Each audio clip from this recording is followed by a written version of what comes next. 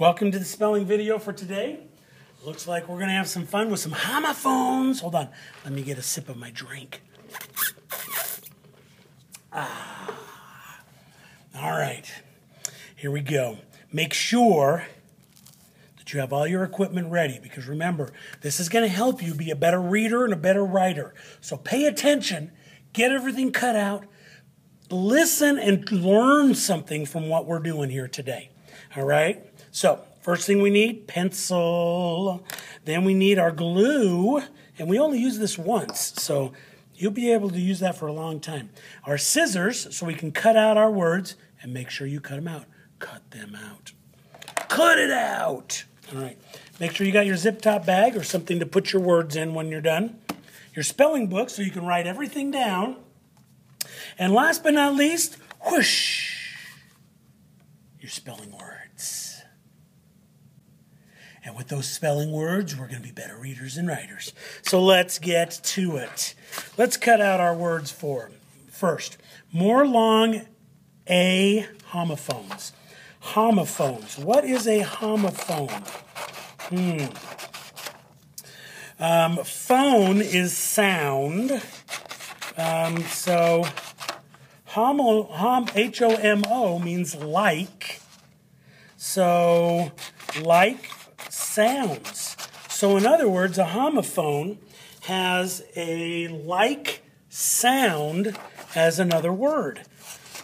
The trick is, and this is where you got to pay attention, is that the homophones in here are going to be similar in sound, but they are going to be a little bit different in what they mean. So a lot of this one today is going to be about vocabulary. All right? So you're going to have to know what some words actually mean so that you can spell them correctly. Meanings to words mean important things. You may be able to say something and have people understand it, but when you write, we got to be able to communicate, and that means you need to help them understand what it is by using the right word. So here we go. We're going to cut these out. I got them cut into 3 lines, and now I'm cutting into 3 separate groups, I guess. 3 words at a time. Man, this saves a lot of time doing this. I have to cut out into each word individually, blah, blah, blah. So I'm going to start just saying these words and putting them out. Okay? That's actually what I want you to do. I don't say the words all the time, but I expect you to. So say the words as you're putting them around. Blah, blah, blah, la, la, la, la. Pear. Oh, there's a sleigh. And there's a way. And a vein, and a weight, and an 8. Ooh, there's a rhyming word. I wonder if we could use these in rhyming poems if we're going to do poems. This would help you with homophones to get words that rhyme, but you would have to use them so that they meant the right thing in your poem. So let's take our topic here. We're going to take off a little piece, and that looks like that's going to fit. So I'm not going to have to do any cutting or trimming today. So I'm going to do a zip across that, and boink. I'm going to take this and put this across the top. All right. So let's write what homophones actually are. H-O-M-O means like. P-H-O-N-E is sound. So, like sound, S-O-U-N-D. Got to make sure you spell that correctly so that people can read it. Okay? Like sound. So, homophones have same sound, different meaning. And that's important to know because homophones are different meanings of words. So what are we going to put here on our exemplars? You know what? I don't know. I don't know what we're going to put up there. Do you have any ideas? Because we might just put homophones out here and match them. And that's the tricky thing that I want you to recognize, is how some of these are going to be spelled differently. We could do an AI or an EA or an ARE or an AY, but it's really not going to mean much to you unless you know what they mean. So this is a vocabulary. You need to know what these words mean. So let's take a word first. Let's take this one first. Vain, V-A-I-N. Vain. And then I'm going to put a dash right next to it, and we're going to find another one. Oh, there it is. Vain, V-A-N-E. What does V-A-I-N mean? And what does V-A-N-E mean? That is what we got to find out. So you need to look up in a dictionary what the words vain and vain mean. Oh, hold on.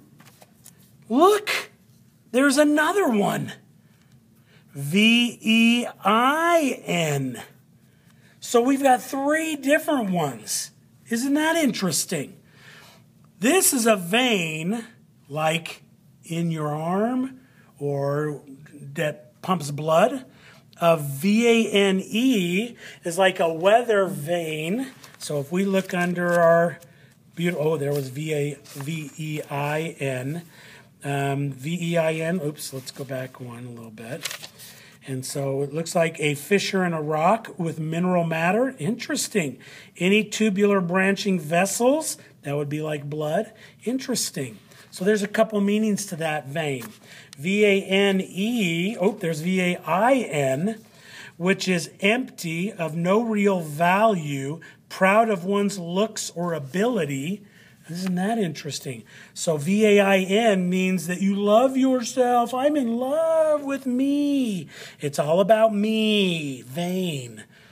V-E-I-N is like a tubular thing. Totally, dude. And then V-A-N-E right here, a movable device attached to a high object for showing wind direction.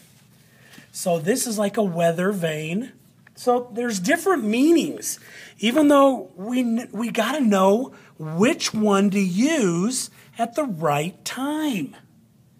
I hope this is interesting to you. I hope that you see, wow, we could do a bunch of things. I got on the thing and I found a vein. I don't know. I was going to start a poem, but I'm not good at poetry. At least not right this second. I'm not off the cuff. All right, so we got that one. Let's do one more, okay? Let's do weigh. And I'm going to put it right here, W-E-I-G-H, weigh. Weigh. Now, is there another way over here? Oh, look at that. Dash, weigh. Interesting. So we've got 2 different ways. W-E-I-G-H, which is the pull of gravity on something to give us a number to show us matter. Does that make sense?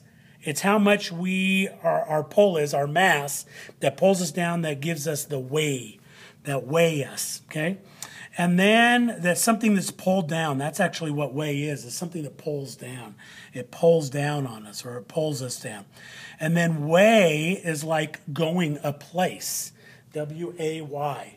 And if we look those 2 up in the dictionary, then U-V-W, so we go W-A-Y, weigh, a thoroughfare for travel or passage, so that's like traveling. And then W-E-I-G-H, if I head right over here, there's weigh, the amount of something weighs, the standard amount, a quantity or object weighing, and that's interesting, that's weight. Oh, there it is.